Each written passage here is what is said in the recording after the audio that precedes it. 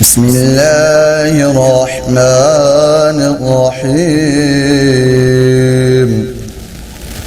الرحمن علم القرآن خلق الإنسان علمه البيان.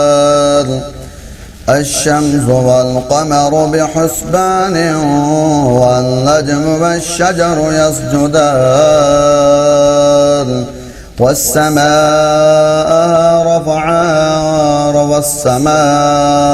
رفعها ووضع الميزان ألا تطغوا في الميزان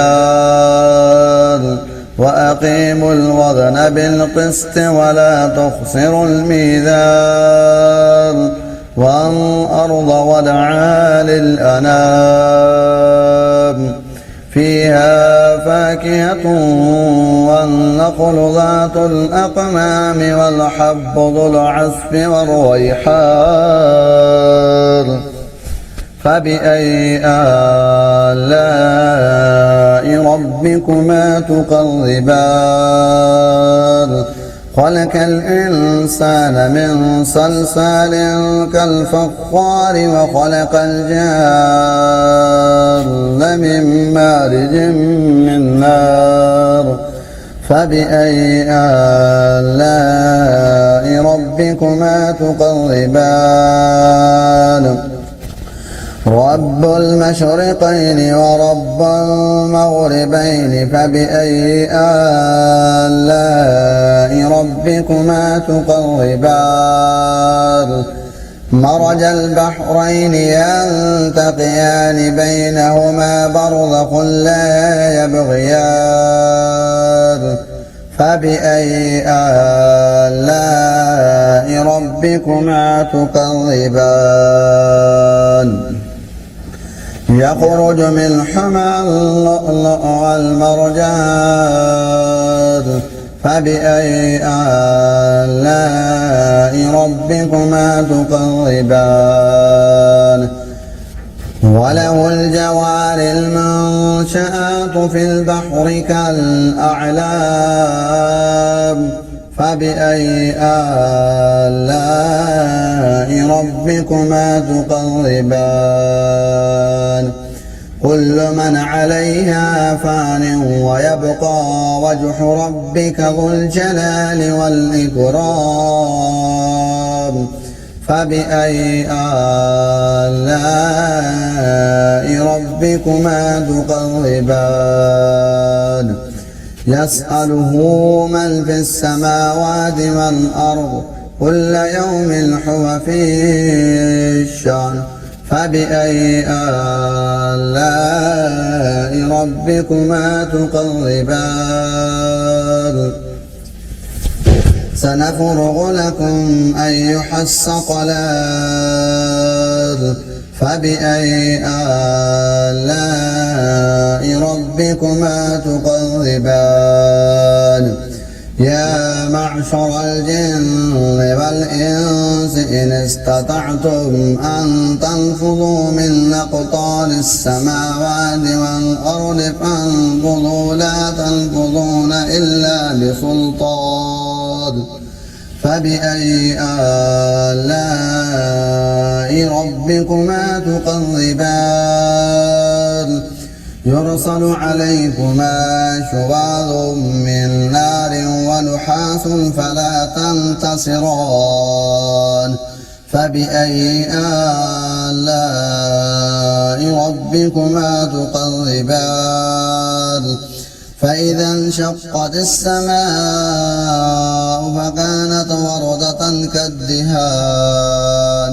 فبأي آلاء ربكما تكذبان؟ فيومئذ لا يسأل عن ذنبه إنس ولا جان.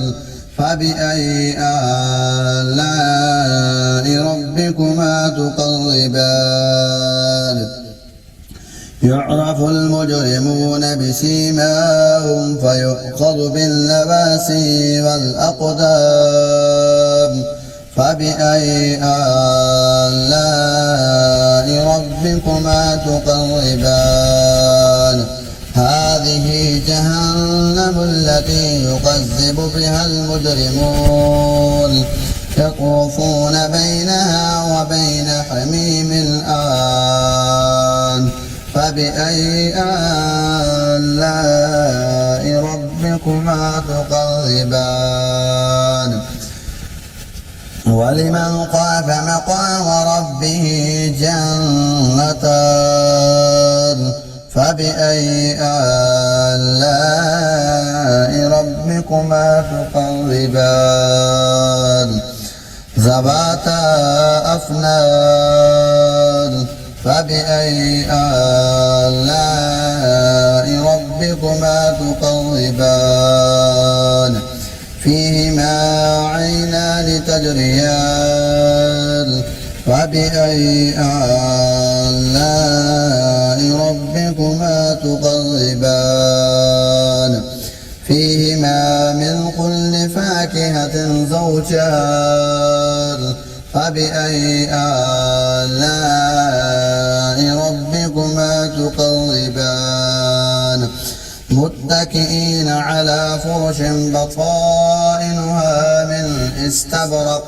وجنى الجنتين دان فبأي آلاء ربكما تكذبان فيهن قاصرات الطرف لم يطمثهن إنس قبلهم ولا جان فبأي آلاء ربكما تكذبان كأنهن الياقوت والمرجان فبأي آلاء ربكما تكذبان هل جزاء الإحسان إلا الإحسان فبأي آلاء ربكما تكذبان ومن دونهما جنتان فبأي آلاء ربكما تكذبان مدهامتان فبأي آلاء ربكما تكذبان فيهما عينان نضاختان فبأي آلاء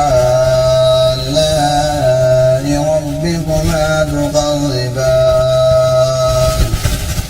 فيهما فاكهة ونخل ورمان فبأي آلاء ربكما تكذبان فيهن خيرات حصان فبأي آلاء ربكما تكذبان حور مقصورات في الخيام فبأي آلاء ربكما تكذبان لم يطمثهن إنس قبلهم ولا جان فبأي آلاء ربكما تكذبان متكئين على رفرف خضر وعبقري حسان فبأي آلاء ربكما تكذبان تبارك اسم ربك ذي الجلال والإكرام صدق الله العظيم.